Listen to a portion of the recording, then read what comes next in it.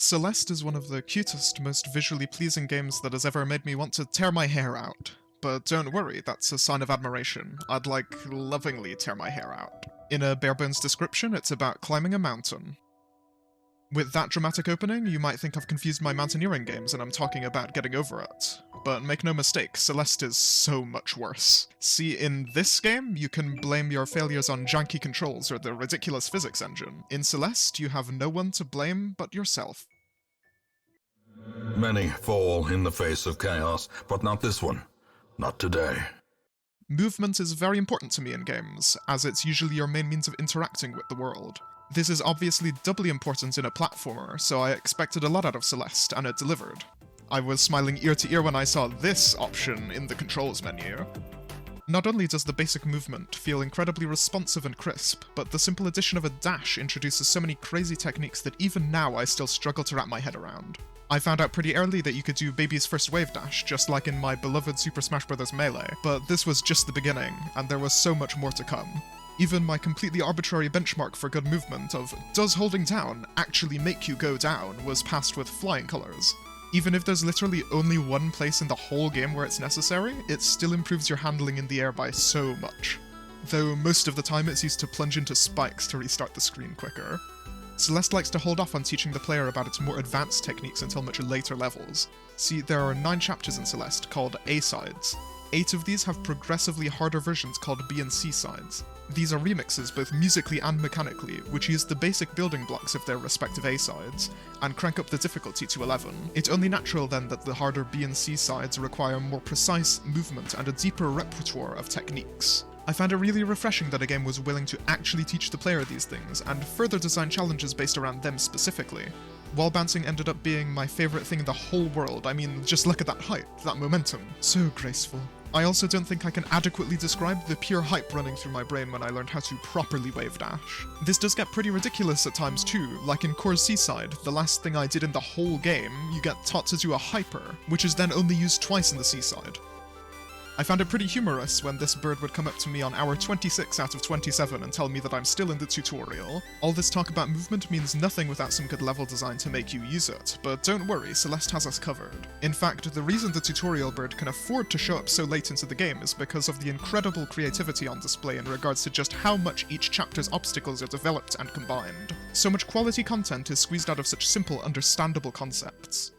For example, Chapter 2 has these space blocks which, when you dash into them, sends you to the opposite side of them in a straight line, replenishing your dash upon exit. Just this has enough potential to make for some great challenges, but then you combine space blocks with these Shadow Mario-esque clones of yourself which you die to on contact, and now you have to plan a specific route so as to not clash with your afterimage mid-dash. Then the B-side shows you that you can jump out of the end of these space blocks to gather an incredible amount of momentum.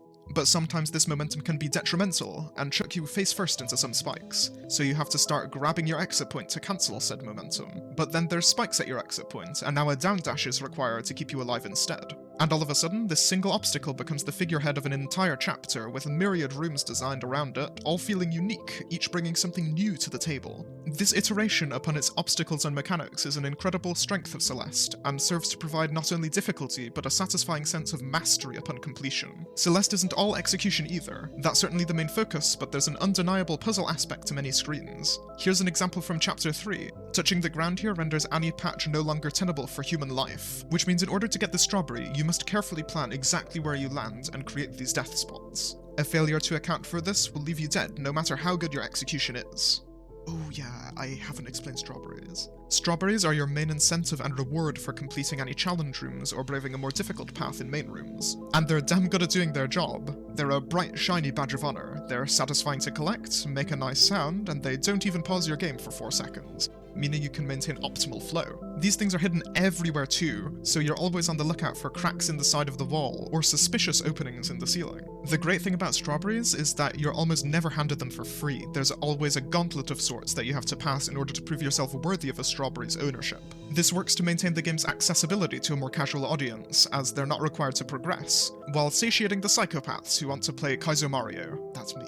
If you collect enough at once, you can even get a 1-up. Unfortunately, this 1-up doesn't really work outside of the normal respawn, but it does serve as a nice segue to talking about its antithesis, death. Did you know that Madeline, her name's Madeline by the way, bursts into Mega Man-style energy bubbles on death?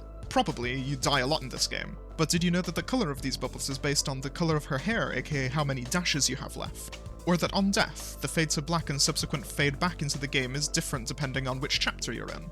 In Chapter 3 it fades into a lock, in Core it fades into a heart, and in Farewell it fades into stars. It's quite thematic, isn't it? Can you tell from these observations that I died a lot? Well yeah, I died a grand total of 7,426 times, having completed every A-side, B-side, C-side, and Farewell. I did a bit of investigating and found that going from dead to being actionable takes about 105 frames at 60 frames per second, or about 1.75 seconds. Keep in mind that this can probably vary a bit, and I also only counted once. But going by that number, I ended up being dead for 3.6 hours of my total playtime of 27 hours and 39 minutes. That's 13% of my playtime spent being dead. This isn't to take away from the game by any means, the respawn time actually felt incredibly quick and never took me away from the action. I just think that's an astounding statistic to stumble upon. So far I've talked a lot about gameplay, and trust me, we're getting back into that later, but I'd be doing the game an injustice not to mention the story at least a little. You play as Madeline, a severely depressed lady who spontaneously decided to go climb a mountain one day. On your journey you meet Old Lady Pumpkinhead, a socially inept hermit who warns you that you may not be ready to handle the mountain, but ultimately has your best interests at heart. Soon after, you meet a guy chiller than the summit during a blizzard, Theo. He's a bit of a lost soul, but he's the best and I love him. The only other notable character, Oshira can go bin himself like the trash he is part of you, affectionately named Madeline, who is the physical incarnation of all Madeline sees wrong with herself. She originated from a weird mirror on the mountain, so I guess Pumpkinhead wasn't lying when she alluded to this place being magical. It should be noted that Mount Celeste is a real place in Canada, but with significantly less spikes, pits, and magic than is depicted in the game. In fact, Canada shows up quite a lot in-game, from stamps on postcards to flags on the mountain. It even invades the language options as the flag next to English, which makes for a pretty cursed image. Celeste's setting and story ties in well with its gameplay, hardship, determination, and grit being shining examples which bridge both together. You can feel Madeline's struggle through gameplay, and the story's depiction of that same struggle made me feel a lot better about wanting to throw my keyboard out the window. Just before Chapter 7, The Summit, Madeline and Madeline make up, and as a result, Madeline goes Super Saiyan and gains the ability to dash twice in mid-air, which is great gameplay story integration. You should be thankful that this game is so good in this facet, because now we don't have to talk about this terrifying phrase. Celeste's concept even allows for an interesting deviation to the standard platforming genre, and contextualizes vertical progression as being equal to or even eclipsing standard left-to-right progression. I don't want to put the cart before the horse here. I don't know whether the setting informed the vertical level design or vice versa, but what I do know is that some of my favourite rooms in the game were vertically focused, so I feel the praise is necessary. This isn't to say verticality is the only thing Celeste excels at, though. The beginning of Core A-side, an entirely horizontal section, holds some of the best design I've seen in any platformer. So many new obstacles and mechanics are introduced as you journey to the right, from fireballs to lava trampoline blocks, only for you to reach a strange switch and suddenly everything turns frosty. All those obstacles now have a secondary mechanic when the screen is in frost mode. Those fireballs which incinerated you on contact, now they're your only way forward as you progress backwards through the same rooms under significantly different rules. I can't stress enough the absolute genius it must have taken to design these rooms to both teach the player so many new mechanics so elegantly, and to function in an equally compelling manner backwards as they did forwards. And that's all without even mentioning the most important change made in Core. Dashing no longer refreshes when you hit the ground. That means that unless you hit a dash crystal, you have at maximum 2 dashes to clear entire rooms of this place. This is an incredibly spicy change and one I have a lot of respect for. It forces the players to make quick, calculated decisions on whether they should dash or not, whereas before you'd just dash. Take the situation as an example. If this wasn't Core, you'd just dash onto the block, replenish your dashes, and dash once or twice to get over the spike wall. But because your resources are more limited in Core, now you have to think, can I preserve my dash here? How difficult would this be without dashing? How did this room look my first time through? Do I need a dash to clear a gap later? All of these questions run through a player's mind in the blink of an eye, and it's the player's task to weigh their options and go with what they believe to be the safest. It promotes thinking on your feet, and rewards the ability to adapt to a scenario you weren't prepared for. This adds another layer of depth and decision-making to the level, which makes Core stand out as an especially difficult, and more importantly, uniquely challenging level. At this point, my positivity towards this game may be getting a bit much. Everything is toxic in large enough doses, or so they say. And believe it or not, I do have some complaints, mostly nitpicks, that I want to go over. So let's see if I can even make this part stretch across 2 whole minutes, shall we? The only gameplay-related complaint that I can muster is that time should not slow down this much when Oshiro charges you. It probably didn't affect me as much as I think it did, but goddamn if it didn't tilt me off the face of the earth, especially during Chapter 3's Seaside. Everything else has to do with the game's crystal hearts. These are collectibles which, at least during A-sides, require solving a puzzle to obtain, but in my opinion, some of these solutions are way too obscure. Like in Chapter 2, there's a hint that tells you the crystal heart is only obtainable in the dream world. Yes, Chapter 2 has a dream world, and yes, it does contain a suspiciously coloured fire. Can I not escape you, Outer Wilds? But the method to obtain the crystal heart is by abusing the fact that the game refreshes your dashes when the screen transitions. This isn't directly taught to you anywhere in the game, and although I knew the trick, I thought it was just an oversight and decided not to abuse it. But maybe that's still my fault. I can understand that. Chapter 6 is a bit more egregious in this regard, as the crystal heart hinges on you remembering a pattern all the way back in Chapter 1 to even begin the puzzle. Considering I only started collecting these things at Chapter 8, that's like 10 hours and a few days in the past at this point. I will say that it's actually completely reasonable to solve some of these puzzles on your own, but I can't imagine the average player being able to find all the crystal hearts without resorting to Google for at least one of them. This wouldn't be so bad if these collectibles acted like strawberries and didn't affect gameplay, but the fact that they gate your progress is pretty unfortunate. The crystal hearts don't quite unlock a 1000-year door, but a significant portion of the late game levels are gated by them. Okay, thank god that's over. Took under 2 minutes too. I want to reiterate that I don't think the crystal hearts are inherently badly designed. In fact, what might be my favourite moment in the game was when I recognized that these rock formations around the Super Mario Bros. 3 block were telling me to hold down on top of the block, which blew my mind when it actually worked and put me in the background, just like its reference. I just think I shouldn't be locked out of the platforming part of the game because of my small brain. I was tempted to say that the golden strawberries, which you have to complete an entire chapter deathless to obtain, are absolutely ludicrous, but I think they actually tie nicely into the game's themes of not only testing and pushing your limits, but also knowing when something isn't worth it and to quit. I want to add a small section here for stuff I didn't know where else to fit, so I really enjoyed all the B-side collectible rooms, and a few others with the same mechanic. They reminded me a lot of Beat Block Galaxy from Mario Galaxy 2. These were some of the most satisfying rooms to both play and complete, especially this one that randomly introduced screen wrapping at the very end. Chapter 6's B-side has sections which were very reminiscent of the dropper from Minecraft of all things, which are also some of my favourite rooms from that chapter. The eyeballs in the walls of Mirror Temple follow Theo around, which is probably linked to his social media presence. When you die with Badeline on screen, she starts laughing at your incompetence. There's a bare-bones version of Celeste within Chapter 3 called Pico 8. Somehow this hair color change didn't clue me into the fact that I'd probably be getting a double dash in the actual game. Celeste could be described as the Dark Souls of platforming. It even has the bonfires to boot. There was this one room in Chapter 7 that I spent 15 minutes trying to complete. It's the only room of the whole game that I gave up on and came back to later. The next day, mid-complaining about how I couldn't for the life of me land this one jump, I fluked it first try and never looked back. I did the same thing a few screens later, where I had previously spent 10 minutes getting this room strawberry. As I was going through it for the second time, without thinking, I instinctively took the strawberry route, and I also first tried that. The lesson I learned?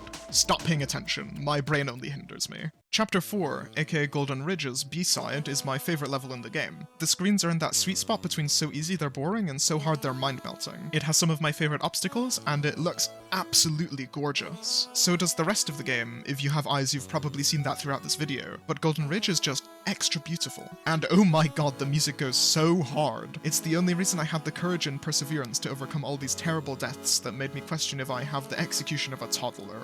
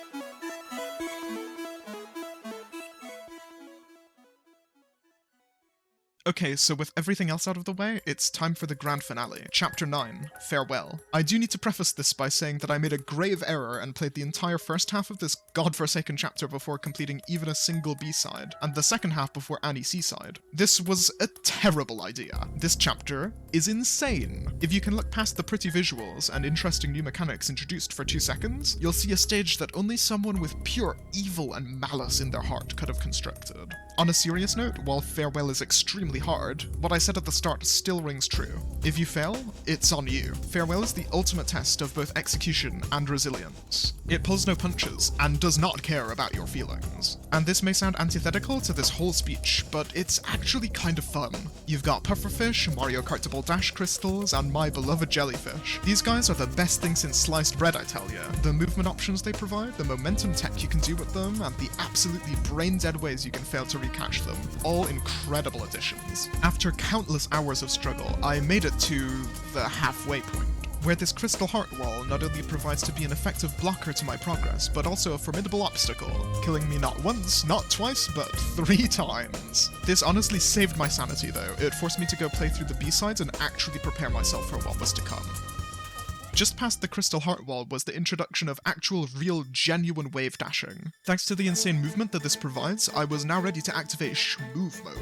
Like 1,000 deaths later, I reached the final room of the game, a gauntlet of some insane challenges like no other, a true test of endurance. This room is a masterpiece, and probably not for the reason you think, math. The reason is math. On paper, all the obstacles you have to overcome in this room are relatively easy for this point in the game, but because the room is like 2.5 times as long as anything else in the whole game, it prevents you from fluking your way through it. Like, there could be a really hard room with only 1 challenge in it, and even if I only have a 10% chance of clearing it, I could still realistically first try it randomly. That is not the case for this screen. The sheer number of obstacles means that you need an astronomical success rate for each individual section to even have a chance to get through the room. Like, even if you have a 60% success rate on all the tricks, there's like 20 plus things you need to execute correctly in a row. That means you have a 0.0003% chance to complete the whole room. To even have a 1% chance of victory, you need a consistent 80% success rate on everything. This means that actually completing this screen is truly a badge of honor.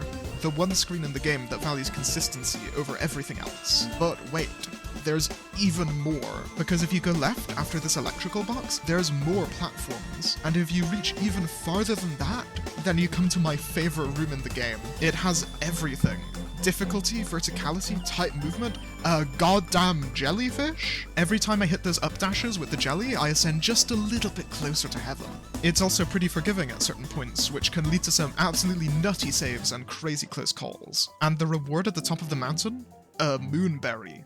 Wow. So after all that, I emerge victorious, with only 2,502 deaths. Jesus Christ. Hey, if you've played Celeste, then let me know in the comments how many deaths this took you. I'm curious. If it's less, then you're a better gamer than me, congrats. But even if it's more, that just means your perseverance and determination are on another level entirely. I don't know which is more impressive, to be honest. At least we can all celebrate with a nice strawberry pie.